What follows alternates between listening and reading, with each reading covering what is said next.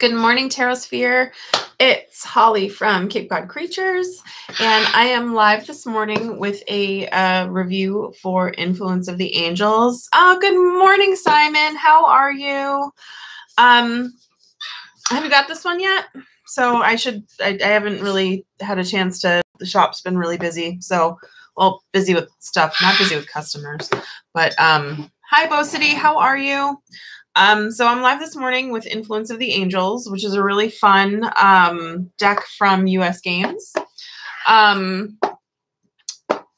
So yeah, anyway, all right. So I'm just going to jump in, I guess. It's a wonderful, hi, Crystal Mama. How are you? You know what? I'm going to wait a few minutes and ask how you all have been up. Like, what have you guys been doing? What have you been up to? How are you? Oh my goodness. So yeah, while we wait for a few other people, I guess we can just hang out. But anyway, yes.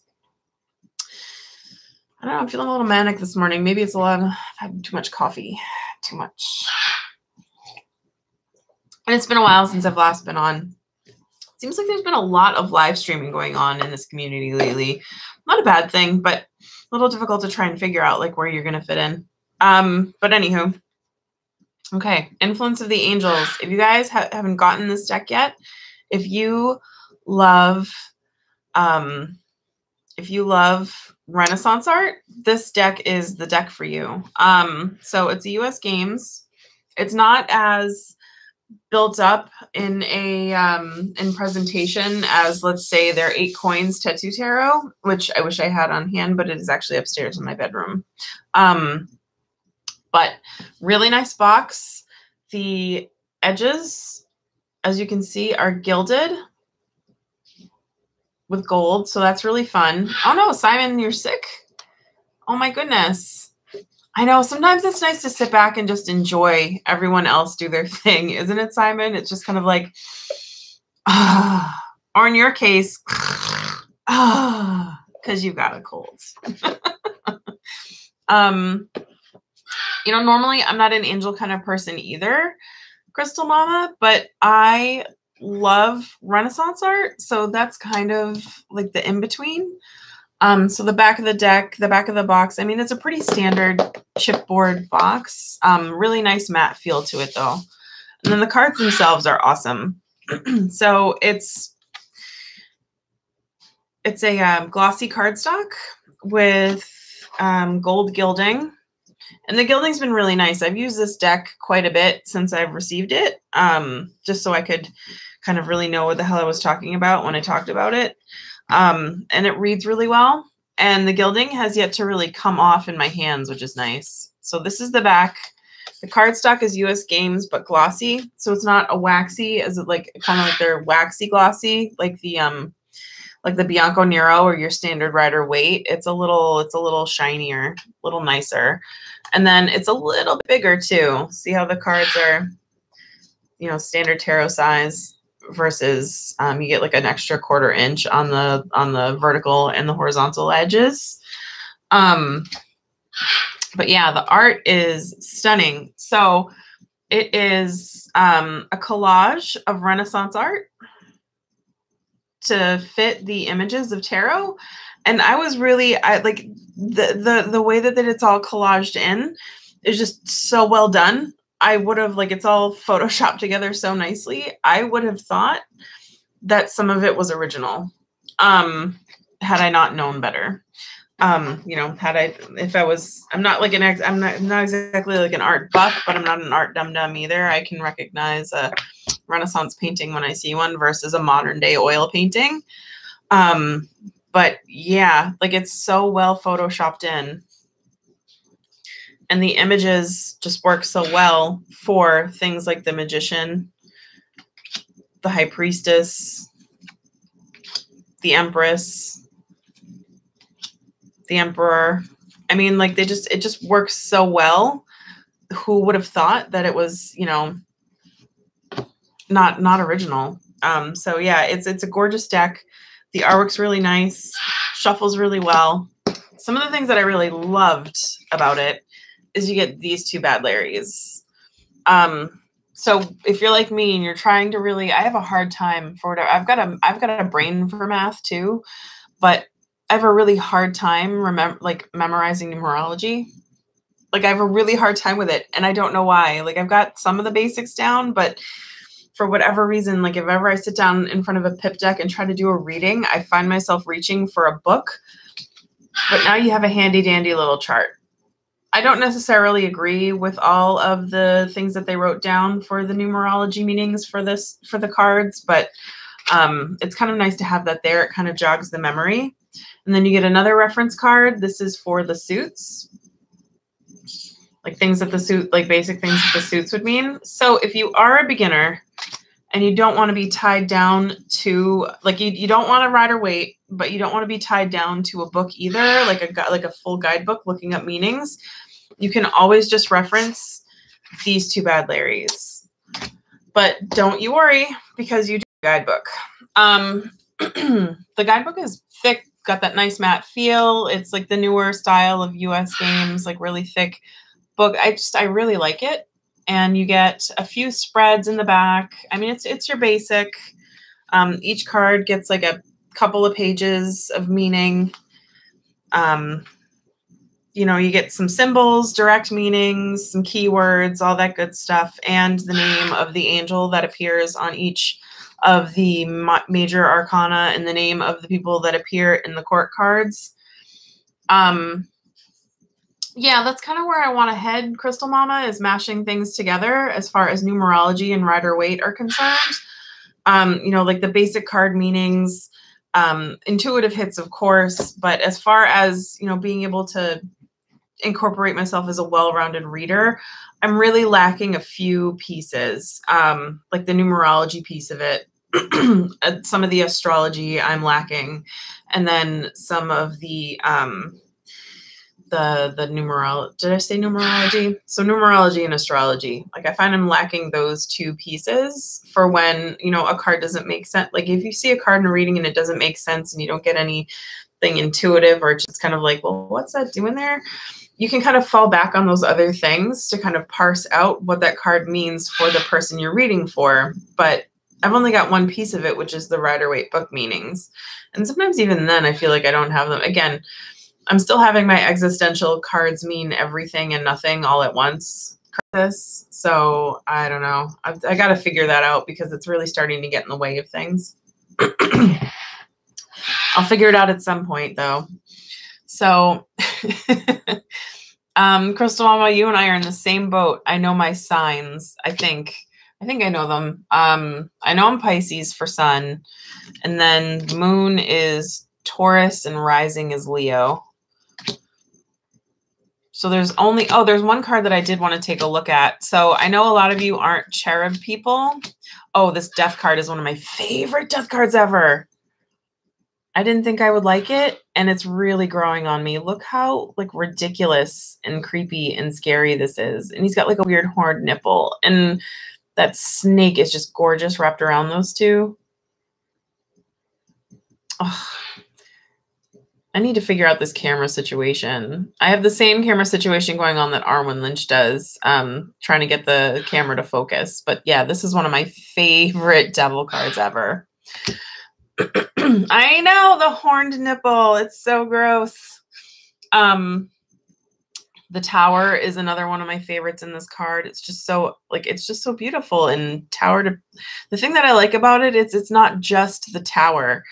You can pick up a lot off of this card. Like maybe somebody's just narrowly avoiding a horrible situation, like somebody adjacent to them is having a horrible situation, as opposed to them finding themselves in it. You've got a wandering path before you get to your horrible tower moment. Like I know, Simon, that you hate the tower card right now, but if you were to pull this one offers a little more as far as interpretation and trying to suss out like, what the fuck, man? Like, why do I keep drawing the tower? So this one does it, like kind of lets you venture into the card a little bit more. And then another one that I really enjoyed was this is the only card in the whole thing that I don't like. It's like, excuse me, velvet painting from 1980 with a dolphin.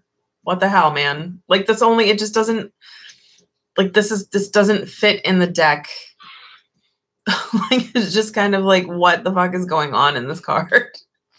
And seriously, like, I feel like I bought it at a gas station or a Spencer's. Like, it's blacklight reactive. Oh my God. But anyway, the sun card is like one of my most favorite things going on in this deck too. Most people don't like cherubs in their cards, but these are like, they're far enough in the distance where you're not getting like super full on creepy baby. And oh, the moon is right here. I skipped it to show you the sun. We'll talk about the moon in a second. I really do enjoy that moon card too, though. But like, this is one of my favorite ones. You could just like fall into this card. Like, it's either a sunset or a sunrise, a lot to be gleaned from there. You're not exactly sure. And just look at, like, it's so three-dimensional. You could just fall into that. I love it so, so much. It's like, you just want to like reach in and just, I don't know, like, I want to go live there. I want to go right off into that sunset. So this is the moon card, which I really enjoy. A lot of meaning, like one of the meanings of the moon card that tends to get lost is creepy nightmare time. Come on, let's focus. Let's focus on this card. There we go. Yeah, a lot of the meaning that seems to get lost is like creepy nightmare time where the moon is concerned. So we've got lots of creepy, creepy creatures. And somebody like in the middle of it, like trying to figure it out. Hi, Crystal Mama. Aww. I'm glad that you missed lives. Oh my goodness. I miss doing lives too. It's just sometimes life just gets in the way, you know? Yeah, they're very glossy, but it's not, so they're hard to photograph and they're hard to show in this kind of a situation, but they're really nice to shuffle. Like, really nice to shuffle. So yeah, she's like, there's lots of creepy, ridiculous bullshit here to handle. And the thing that I think I like most about it right now is like, there's a huge debate with seals going on right now. And all of these stupid creatures like on here look like seals. They're just creating a nightmare for everyone. So yeah, and then you get into, we're going to skip over the world and judgment, because they're beautiful, but anywho, we skip on into we're going to move it along, as they say, move along, into the minors. So here you've got like the cups, and it's less angels being the main focus of the card and more of them being in the peripheral here. Like, see, there's like the angels coming in with the cup to a person, and then right there. So the main characters in the minors, which I really enjoy, are like people. They're humans with angels kind of flitting around. I hate that guy's mustache. I just like paint a mustache or don't. Like, just, it's not even like, look at it.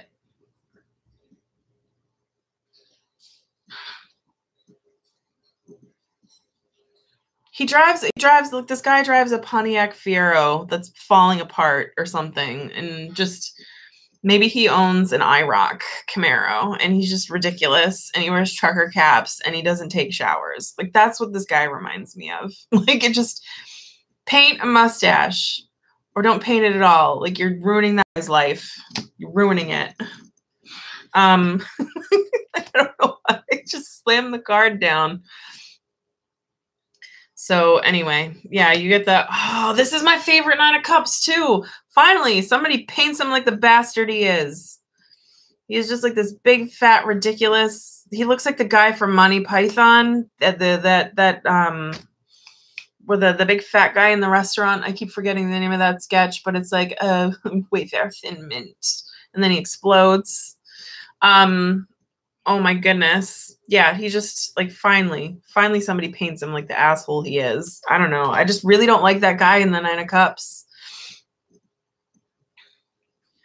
Let's see. So the thing that you should know too is the court cards are actual historical figures, which is really cool. So if you're looking to learn a little bit, it's an angel. It's an angel in his arm, but it's like a la Jabba the Hutt's Jabba the Hutt's little pet. Oh, I used to know the name of that thing too. My brain doesn't work anymore. I don't know, but it's just like, it's like a little angel, and he's got it captured, and it's kind of the worst. That poor thing. Poor thing. Got to hang out with that big fat smelly guy in his armpit. Yeah, I just want to, he's not even like, he's like, you're just kind of like, oh, like, I hate you so much, and I don't know why. But but anywho, yeah, the court cards are historical figures, which is kind of cool. And then you get to learn a little bit about why they chose those historical figures in the guidebook. And there's a few that do kind of stand out a little bit for me, and I'll point them out in just a minute. But yeah, so we go into the swords. It's the same kind of thing. Angels presiding over things.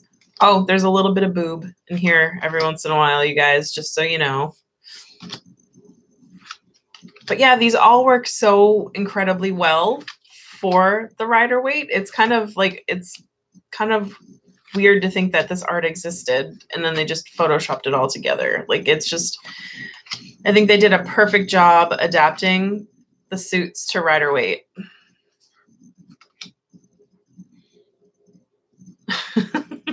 Oh, the Three of Swords. Yeah, let me go back there. We can touch on threes. This is why, like, just I don't discard them all in order. But yeah, this is the Three of Swords with the little boob. See, it makes the news a little bit better. It's like, well, it's the Three of Swords, but here's some consolation boob. So it's just consolation boob makes everything better. But yeah, no, it's a really pretty, like, I think it depicts more of like the heartbreak and the it shows a little bit more of the emotion than maybe a standard Three of Swords would.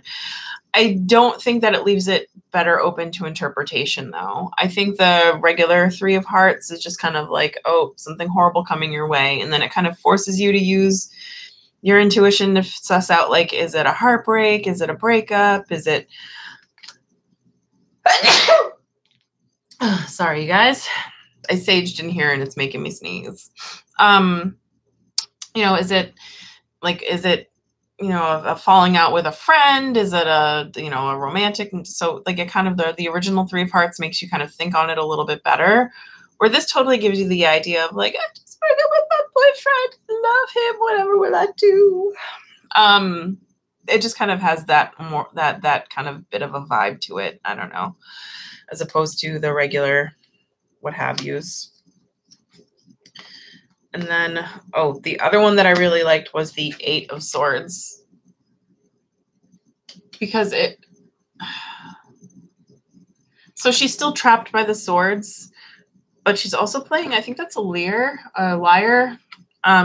but she's still able to kind of like make music and stuff in that situation. So that's an interesting one for me. Also, this is the face that I have all the time. That's my face right there. I think I'm going to have to be... Oh, and you know what? I don't like the way that they did those Nine of Swords. Look at that. That's tattoo. I'm just noticing that now. I thought it was feathers, but the swords are on as a tattoo. The face, like that. Oh, you just said something stupid, and I have to... No, like that's it's just like a don't like what you're saying. Something dumb came out of your face hole. Like, yeah. I think it's supposed to be a female. Otherwise, why else would the sheets be up so high? But I do like that it's ambiguous, which is nice, but I don't like the tattoo. It's just kind of like, oh, we got to figure out a way to put some swords in there. So let's just tattoo them on her and call it a day. I think this is probably like out of the 2 or 3 cards in this deck that I'm not exactly sure that I like. This would be one of them. Does it have stubble? I don't think it has stubble so much as much as she has a double chin.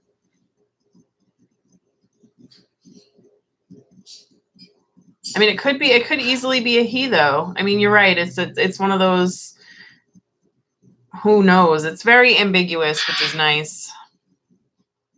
But yeah, I don't see stubble there so much as poorly painted cheekbones and a double chin. I don't know, but I'm well acquainted with the double chin. Yeah, no, I guess it doesn't matter at the end of the day. I don't know. It's kind of, I would like to reference the original painting though, because now it's got me wondering, but that's what tarot's supposed to do. It's supposed to get you wondering, right? And honestly, I kind of like that it's ambiguous. It kind of leaves it open to interpretation a little bit more than that. Hi, Misty. How are you? When did you sneak in there, Misty? Oh my goodness. So then we've got like the 10 of Swords and I mean, just your basic rest of the deck. The Pentacles, I do really enjoy though. Look how fun that is. I really like how most of these are drawn and done.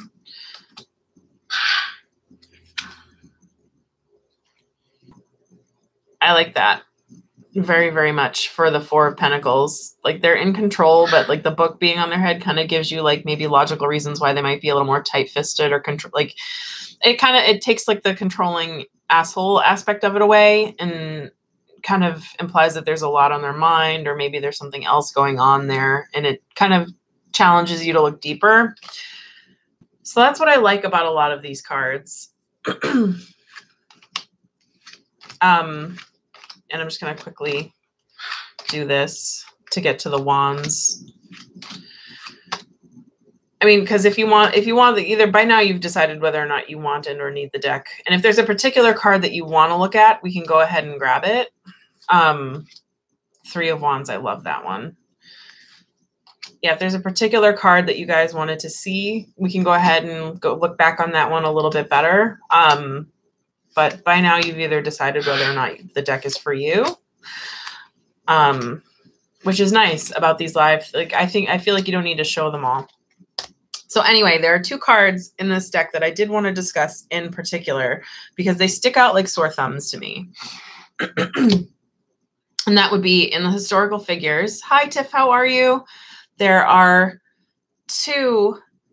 All of these people are from Europe, with the exception of two, which are from America. And that, for whatever reason, sticks in my craw. Like, it's just kind of like, no, like this is a European Renaissance art deck. Like, why are two of these historical figures from the United States? And then one of them, you could argue, technically isn't Renaissance anymore. He's Civil War. So, anywho, we will start with the Queen of Cups, Abigail Adams, wife of President John Adams. Although I believe her time period for the deck is correct, which isn't too, well, it's still it's a little later on in the Renaissance. So 1744 and 1818. So yeah, I don't know. Like, it just kind of like, okay.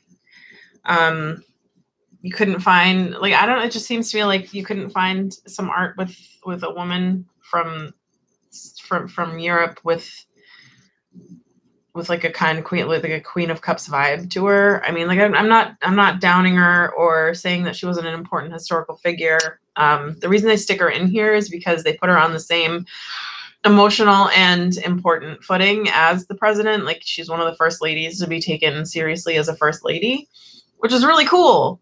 And if you had a deck about American history, I would love to see her in it. But for whatever reason, it just kind of sticks in my craw that she's in a Renaissance art deck. And then the other one, the King of Wands, and this one's really weird, is John Brown, who was a Civil War, he was a Civil War abolitionist, albeit a kind of a violent one. But then again, there was a war on, so what do you want from him? But the artwork in this card, and he's from 1800s. He lived 1800 to 1859. So again, that puts him like, they're squeaking him in. They're kind of pushing it.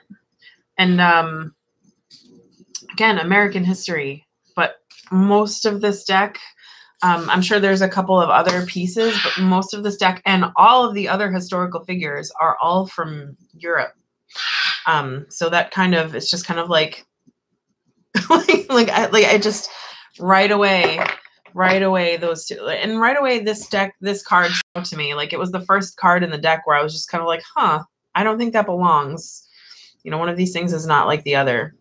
So that's it. And then the only other thing I wanted to discuss about this deck and the artwork is, as you guys have probably been able to tell, it's not very diverse.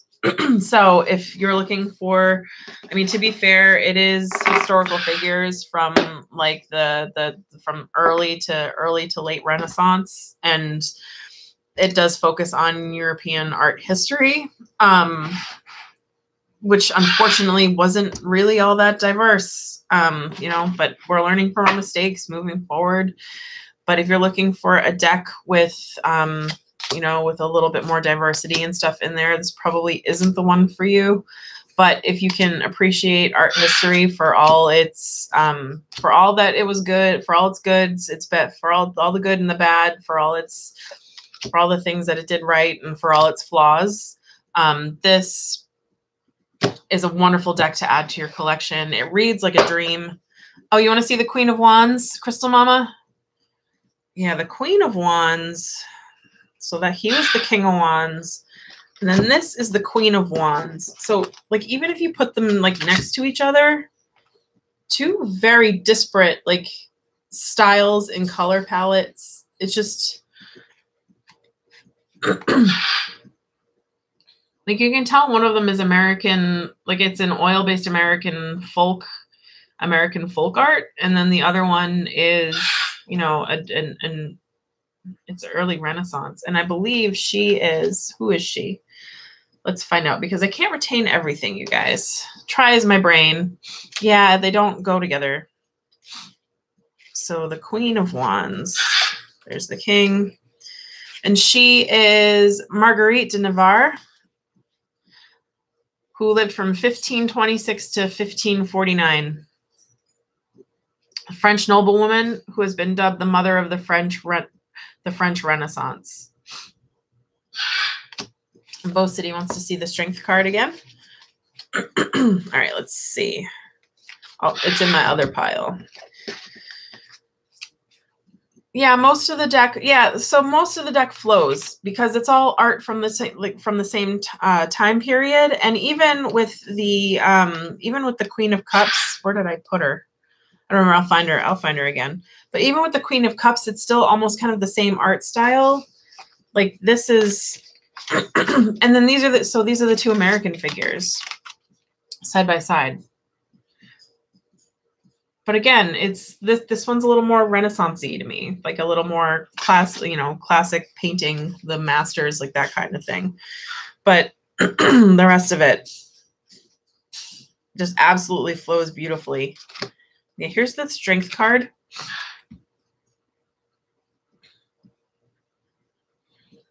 So it's, as you can see, it's like one of those super old-timey lions.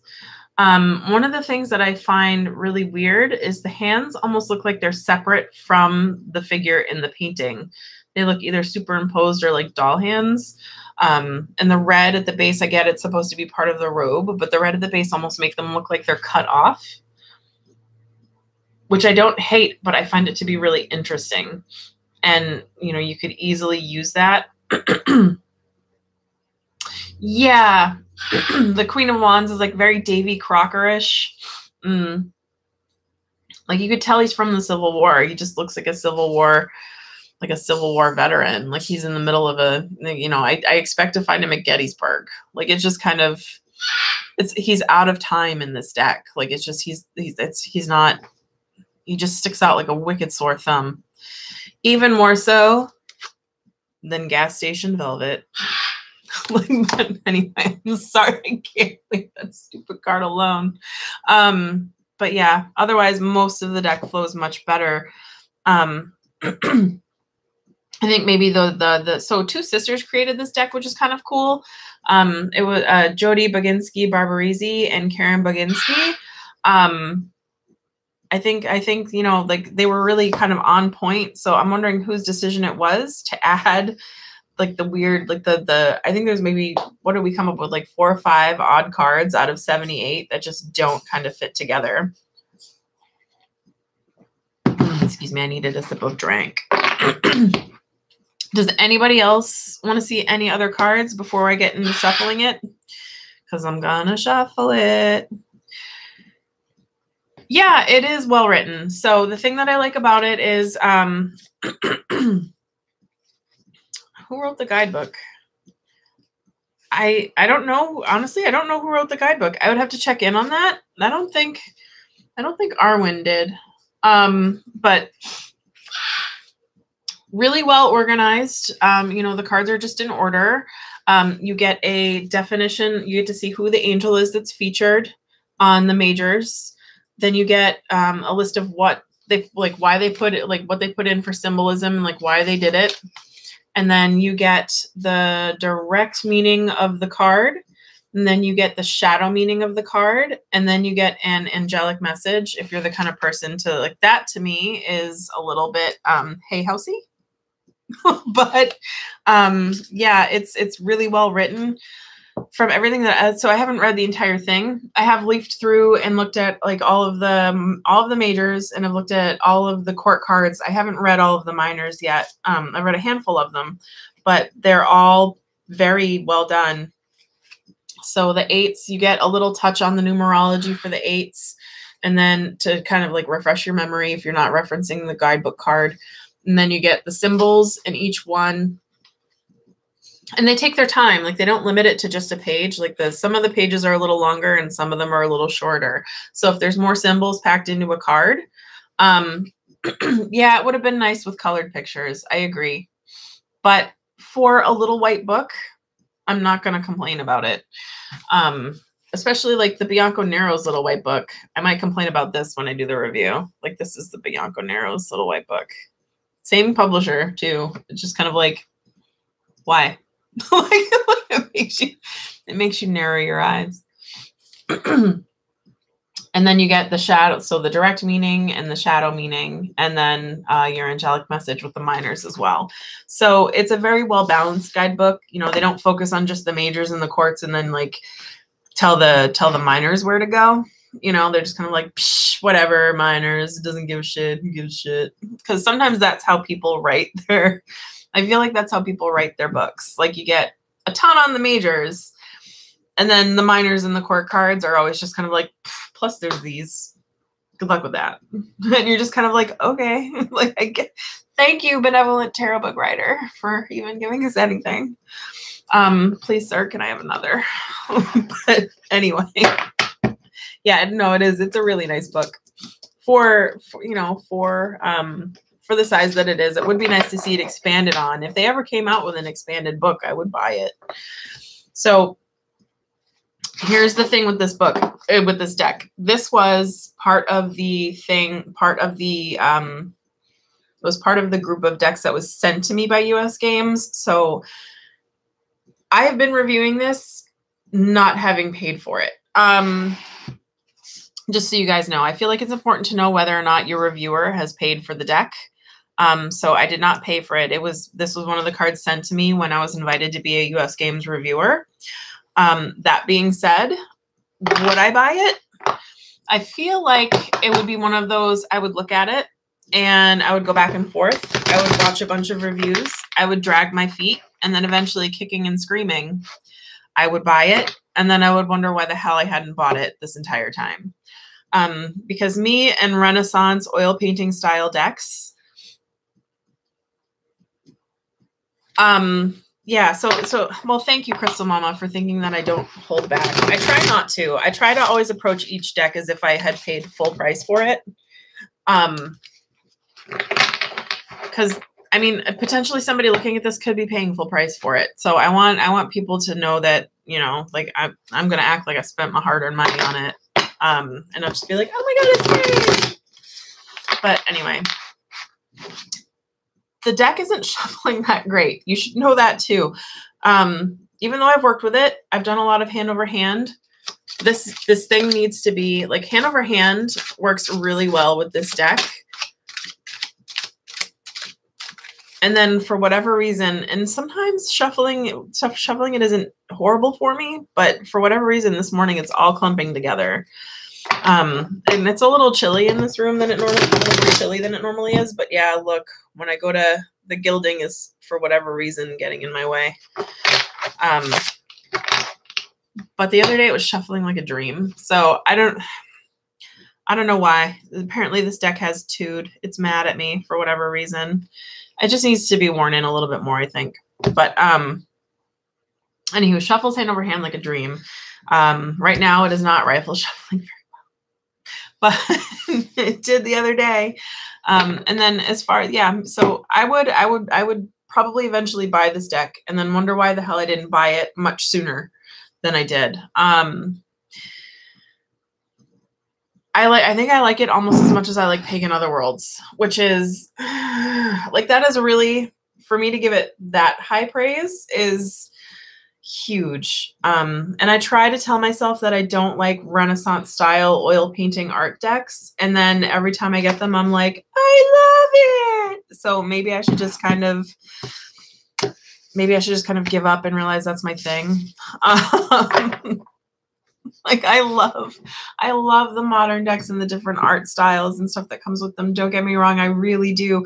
But for whatever reason, I'm getting some of my best readings with Renaissance art style decks, and I keep fighting it. I should just go in realizing that, like, why are you fighting it, bro? That's your thing. So yeah, I always drag my feet because honestly, it's not my favorite style of art, if that makes any sense. It's not. I'm not like a huge Renaissance art connoisseur. I don't, go out of my way to look up paintings on Wikipedia and be like, I wish I was a bajillionaire so I could own that. But anywho, if you want a reading with it, we have some time to do readings. So let's jump into the reading portion of this rigmarole. Yeah, some decks do surprise us. Like that. You're right, Crystal Mama. Some decks just do surprise us like that.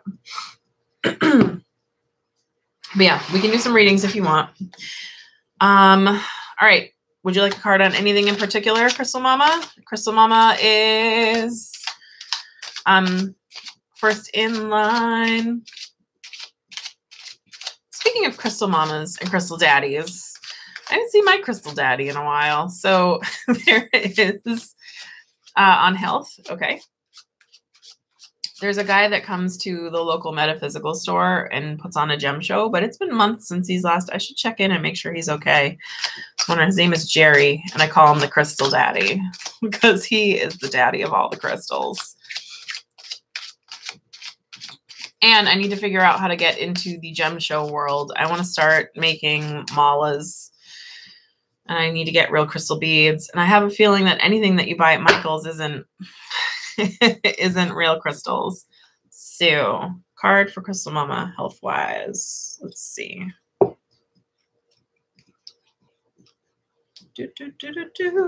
How about that one for you?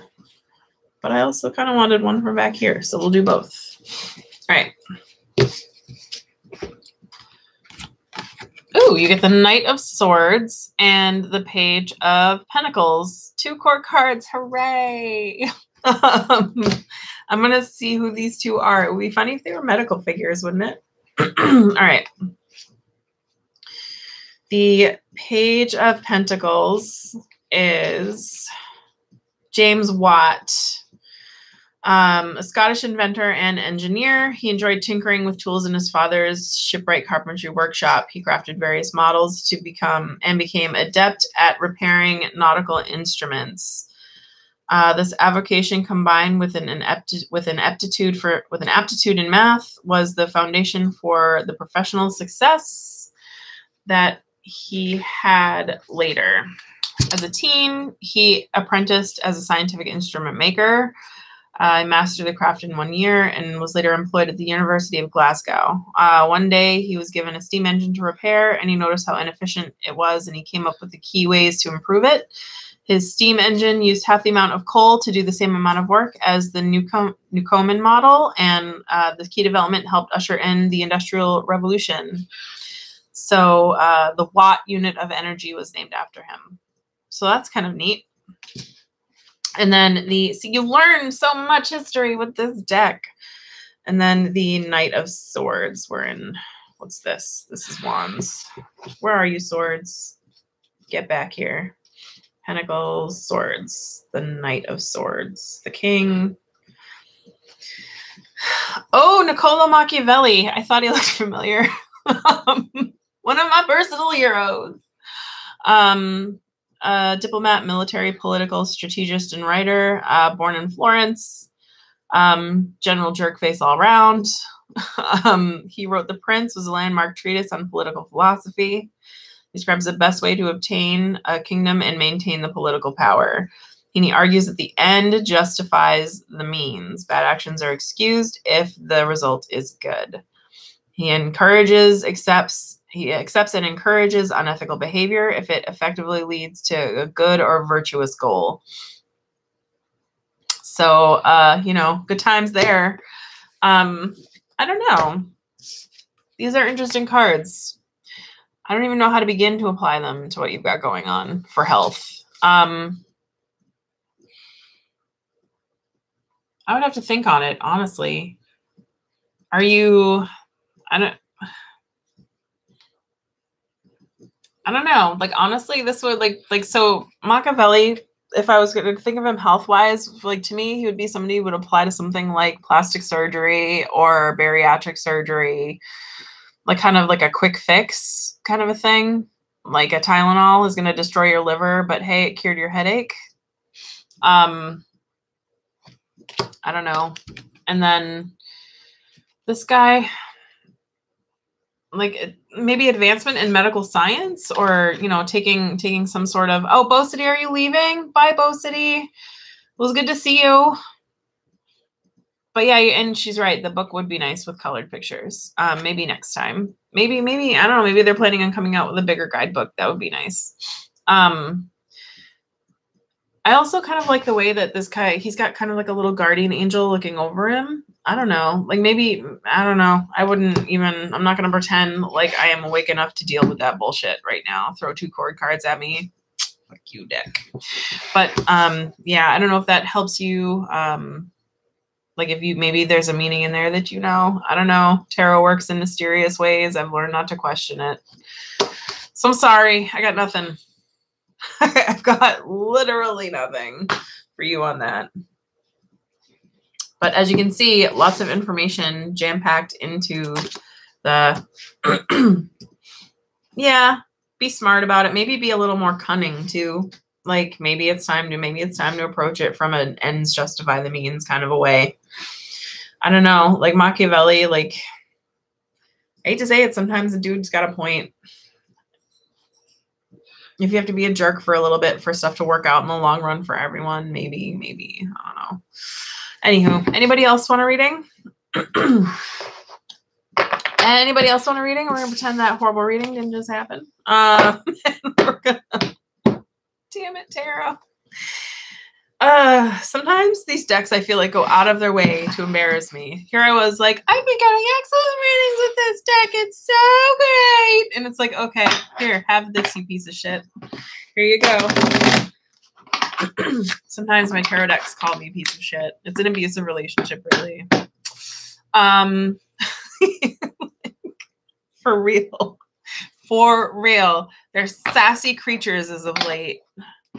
Tarot Pros' decks have been giving him sass. My decks are giving me sass. I don't know what it is. I think it's because it's, it's like fall and Halloween time and thinner veil. And maybe our guys are just kind of like, we've had it with your bullshit. Like, so they're throwing stuff our way just to make our lives difficult on purpose. But anyway. Oh, the time change. Oh my God. I think we should just spring forward and leave it. Everybody likes it better. There's more light at the end of the day, which is what we all really want in the first place. So just leave it be. I don't know why people just don't leave it be. But anyway, does anybody want another reading with this? Because otherwise I'm just going to pull our card of the day and then call it a day. Also, it matches my hair, you guys. Maybe that's why I like it so much right now. Nobody's fur babies change, Crystal Mama. The fur babies and the fids, the feathered kids, the holy shit. They've just been, I cannot screaming. All the screaming. So much screaming. But it's why he's so quiet right now, because he got his screams out of the way an hour before I did this live. So I've jinxed it. Watch, I've jinxed it. They're going to start screaming any second now. All right, so we're going to pull, I think we're going to pull a card, card of the day, but I don't know that I'm going to use this. I think I want to use an oracle deck for our card of the day. Let's see. What am I going to use? What am I going to use? I'm not very well prepared for this at all. I'm like, I'm going to use an oracle card. And I don't have an oracle card ready to use. What do I have? I've got like a shit ton of decks, and for whatever reason, I'm just glazing over all of them right now.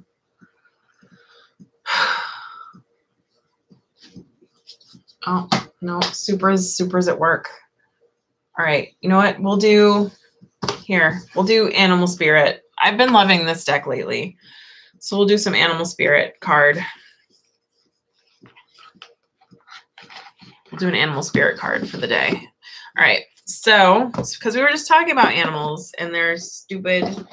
They don't want to go to bed when they don't want to, and they want to eat early, like ridiculousness with the time change. So we'll pull an animal card. All right. Thank you guys for hanging in there with me while I act like a turd and kind of drag on the end of this. But anyway, here is our card for the day. So who here has pets? Who here has been dealing with that? Who here has pets and daylight savings time? Those are two things you need to have to know the horribleness of pets and daylight savings. Crystal Mama has pets. I know, Simon, you don't have a pet. Simon, if you could have a pet, what kind of pet would you have? If you're still here, I should say. Are you still here? I don't know.